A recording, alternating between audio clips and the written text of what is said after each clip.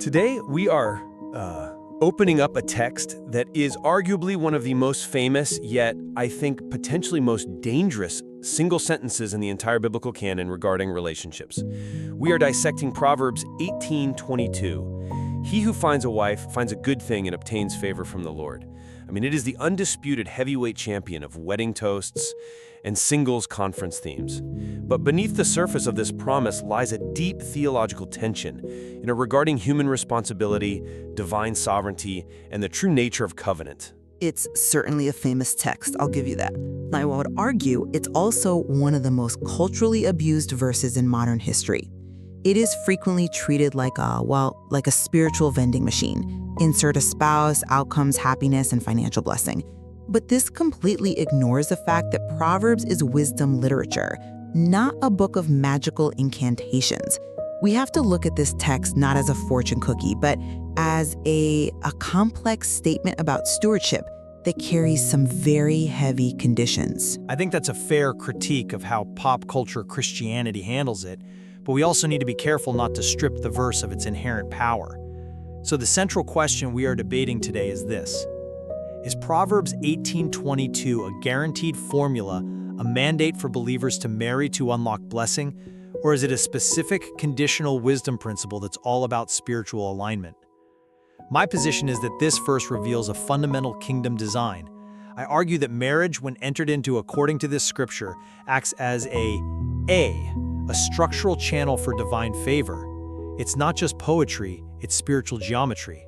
When a man initiates covenant, he positions himself to receive a specific type of approval from God, what the Hebrew calls ratzon. And that is exactly where I have to draw a distinct line. I posit that we must read this text through the lens of descriptive wisdom, not prescriptive law.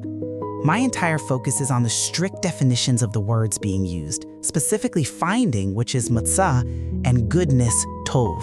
If we ignore the qualitative conditions required by the text, we risk turning marriage into an idol, where the ring becomes the goal rather than the kingdom purpose. Look, just because a man gets married does not mean he has found a good thing, and it certainly doesn't guarantee he walks in favor.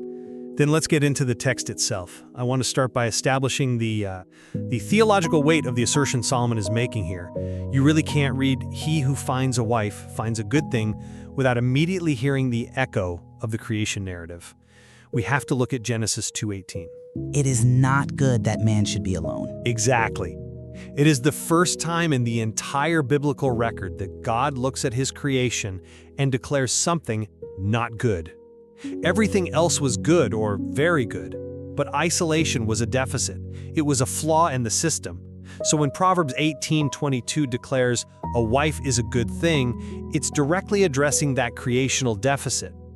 My perspective is that marriage is a kingdom principle designed for multiplication, for partnership, and spiritual covering.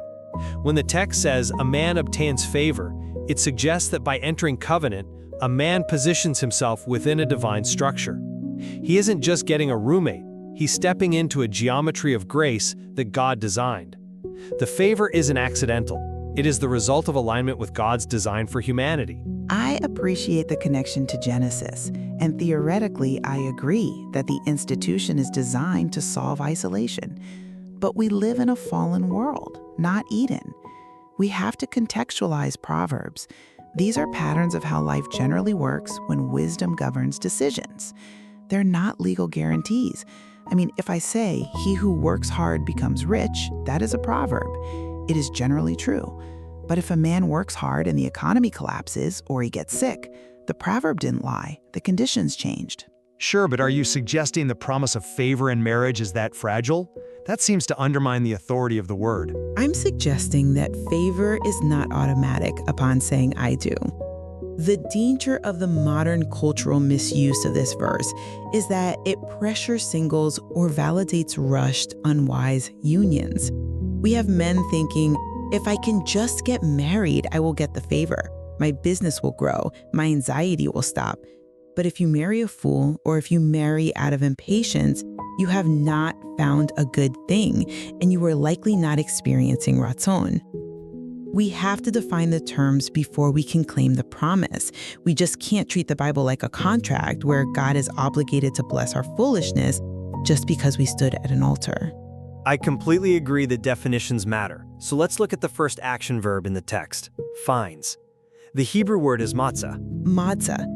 It's a rich word with a lot of baggage. It is. And to me, matzah implies intentionality. It implies pursuit. You don't find something by sitting on your couch playing video games waiting for it to drop through the ceiling. This word validates the man's role in leadership and initiative.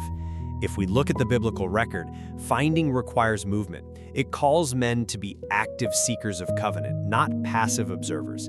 It suggests that the man has a responsibility to identify, pursue, and secure the covenant. The favor follows the action. I'm sorry, but I just don't buy the interpretation of matzah as simply hunting. I think that nuances it in a way that feeds into a very modern, almost predatory dating culture where men feel the need to conquer a woman to prove their manhood. Matzah certainly means to attain, but it often means to discover after searching or to come upon. But discovery implies you were looking. You don't discover a solution to a problem you aren't trying to solve. Yes, but how were the biblical figures looking? That's the key context we cannot miss. Look at Isaac. He wasn't at a singles mixer. He was meditating in the field. He was in a posture of worship and reflection when he found Rebekah. Look at Boaz. He wasn't scouring the countryside for a wife. He was operating in integrity on his own land, managing his harvest, treating his workers well when he found Ruth. The finding happened as a byproduct of their obedience? So you view finding as a byproduct of character? Precisely. You cannot find in the kingdom sense if you are not positioned correctly. If a man hasn't found his own spiritual stability, if he hasn't found stewardship over his finances or his own emotional maturity, he isn't qualified to find a wife. The text implies discernment. It's not just stumbling upon a partner. It is recognizing value. And you can only recognize value if you have wisdom. So the finding is actually a test of the man's preparation. If you aren't prepared, you aren't finding, you're just taking. That is an interesting point, though I would frame it differently. I don't disagree that preparation is vital, but I see the act of finding, the pursuit itself, as a catalyst for that growth. Sometimes the responsibility of the search matures the man. The realization that he wants a wife forces him to clean up his life. But let's pivot to the object of the search. The verse says he finds a wife, and by doing so, finds a good thing. The Hebrew word tov. Tov? It's the same word God used in Genesis. It was good. To me, this speaks to the goodness of the institution itself. Marriage is a vehicle for sanctification. Even an imperfect marriage forces growth. It exposes selfishness. It exposes pride. That process of exposure and sanctification is tov. It is good, beneficial, and productive in God's eyes because it produces holiness. So in a sense, the good thing is the refining fire of the covenant.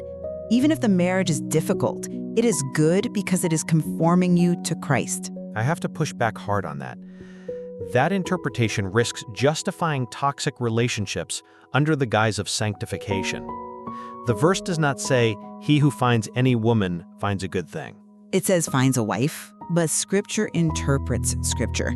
We cannot read verse 22 in isolation. We have to look at Proverbs 21:19, which explicitly says, "It is better to live in a desert land than with a contentious and fretful woman." That is a stark contrast to good thing. It is. I mean, think about the imagery. A desert land means isolation, heat, lack of water, a struggle for survival. Solomon, the same author, is saying that starving in a desert is tough. It is better than being married to a person who is contentious or misaligned. That means clearly, not every marriage fits the description of Proverbs 18:22. If you marry a contentious person, you have not found a good thing. You have found a desert. That is a valid cross-reference. So how do you define the good thing then, if not the institution itself? Tov implies moral excellence in alignment with divine purpose. It mirrors the Proverbs 31 woman. A wife is only a good thing in the context of this specific proverb if she is an Isha, a covenant woman who is aligned with God. The goodness isn't just that she exists, it's that she is beneficial, productive, and pleasing to God in her character. It's about the quality of the partnership. I see the distinction you're making. You're arguing for quality control. I am arguing for kingdom alignment. We are talking about kingdom stewardship here. If the union pulls you away from God, if it destroys your peace, if it hinders your assignment, it is not Tov. We have to stop telling men that any marriage will fix their life. It won't. If you marry chaos, you get chaos, not favor. I accept the caveat about toxic or unequally yoked unions, but for the sake of the believer who is genuinely seeking, I want to insist on the second half of the verse, and obtains favor from the Lord. This is where I think the text gets really powerful, and where we need to encourage men. Ratzaun. Yes, ratzaun. It means pleasure, delight, acceptance. It's the same word used for acceptable sacrifices. My position is that the wife is the visible evidence of God's favor. When a man marries, he is signaling a maturity and a readiness to steward another life. That capacity to steward attracts God's pleasure. It's like the parable of the talents. Because you have been faithful in this, I will give you more. The wife isn't just a partner, she is a marker of divine approval on the man's life. He walks differently when he carries that covenant. That is a beautiful sentiment, and I know it preaches well, but it is theologically dangerous if we get the order wrong. How so? Because the favor comes from the Lord, not from the woman. The text is very, very clear. He obtains favor from Yahweh. The wife is the channel, perhaps the vessel, but she is not the source. If a man looks at his wife as the source of his validation or the source of his favor, that is idolatry. He is asking a human being to provide a sense of worth that only God can provide, and that crushes the woman. No woman can bear the weight of being a man's God. Well, I'm not saying she is the source. I'm saying she is the conduit. God uses means to distribute grace. But in practice, people confuse the two. They think, if I get married, I'll be happy. If I get married, my ministry will take off. That puts an immense amount of pressure on the spouse. The favor is that God is pleased with the alignment. It's about the why. Why does God give favor to this couple? Is it just so they can post cute photos on Instagram? I would argue he gives favor for the sake of the couple to sustain them. Marriage is hard. The favor is the grease for the gears. And I would argue he gives favor for the sake of the kingdom assignment. It's not just about them gazing into each other's eyes. It's about what they build. Favor is resource. Favor is influence. God grants Ratzon because two people aligned in purpose can do 10 times what one can do alone. But the favor is for the work, not just the romance. If you get married and just turn inward and become selfish, I don't think you're walking in Ratzon. You know, I think we are actually touching on a synthesis here. If the favor is for assignment, then it reinforces my earlier point about active pursuit. You don't get resources for a mission you aren't on. If a man is passive, he has no mission. So why would he need the favor that a wife brings? That is a compelling argument. If there is no vision, the provision, the favor, has nowhere to land. Exactly. But this leads us to a sensitive area, and I know you want to bring this up. If finding a wife brings favor, where does that lead the singles? This is a huge question in the church right now. This is the edge case that isn't really an edge case. It's half the church. If we preach Proverbs 18:22 as a universal mandate, we accidentally preach that single people are out of favor. We create a caste system where married people are seen as spiritually mature and singles are seen as incomplete or lacking God's best. Which is obviously not true given the life of Christ. Right. Jesus was single. Paul was single.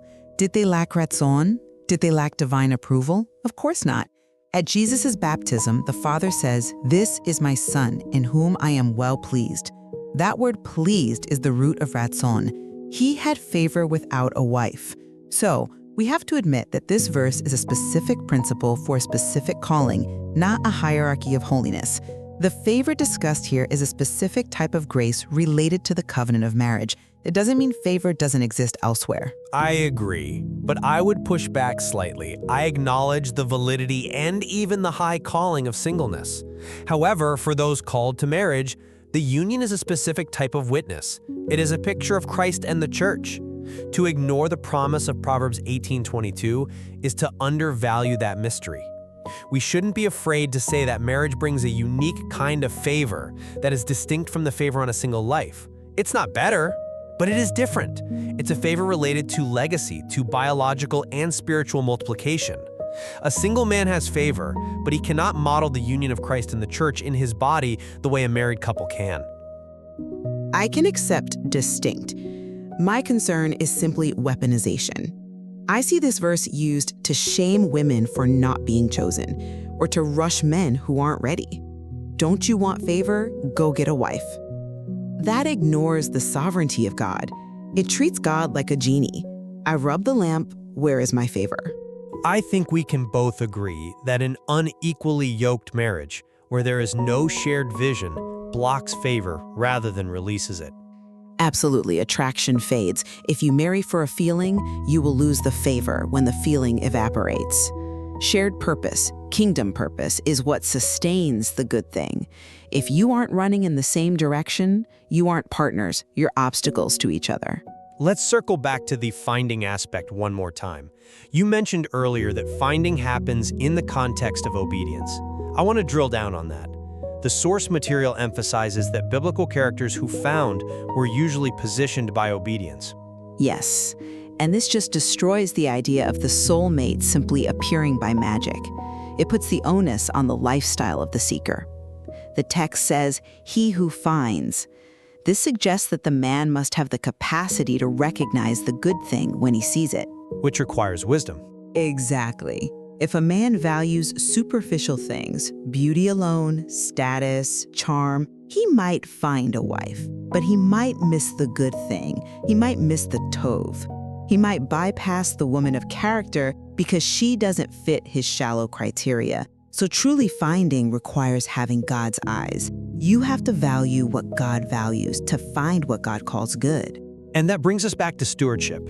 The verse is titled in our discussion, Kingdom Stewardship. The wife is not property. She is a gift to be stewarded. Yes, finding does not imply ownership in the sense of chattel. It implies the discovery of something precious, like the pearl of great price. You treat a good thing with reverence. If you abuse the gift, you are certainly not honoring the giver, and you can expect that favor to be withdrawn or blocked. That's a sobering thought. The favor is contingent on the stewardship of the covenant. I believe so. God is not mocked. You cannot treat his daughter poorly and expect his favor to flow through your business or your ministry. 1 Peter 3 warns husbands that mistreating their wives will hinder their prayers. That is the flip side of Proverbs 18:22. If finding her brings favor, mistreating her brings a blockage. The channel gets clogged by your own sin. That connects perfectly. 1 Peter 3 is essentially the New Testament corollary to this proverb. It reminds us that this isn't magic, it's relationship. It is relational righteousness. We have covered a lot of ground here. We've looked at the Hebrew matzah and whether it means hunting or discerning. We've debated the definition of tov, whether the institution itself is the good thing, or if the quality of the partner defines it. And we've looked at the source of ratzon. As we wrap up, how would you summarize the dissenter's perspective on this verse? My summary is this. Proverbs 18:22 is a principle of stewardship, not a magic formula. Finding requires wisdom, counsel, and prayer. It requires becoming the right person before you look for the right person.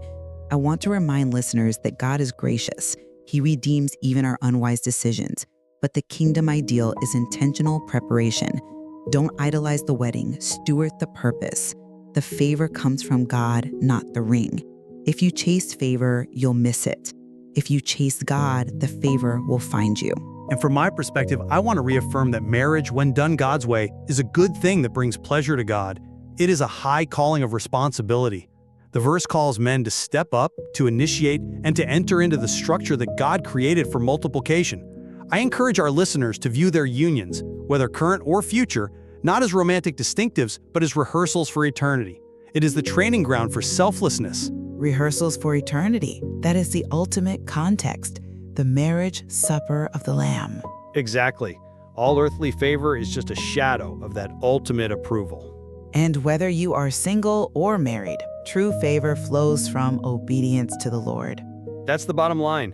We hope this discussion has helped you look at Proverbs 18:22 with fresh eyes, not just as a wedding slogan, but as a deep well of kingdom wisdom. It's time to evaluate if we are approaching relationships with kingdom eyes or merely human emotion. Thank you for joining us on The Debate. We'll see you next time.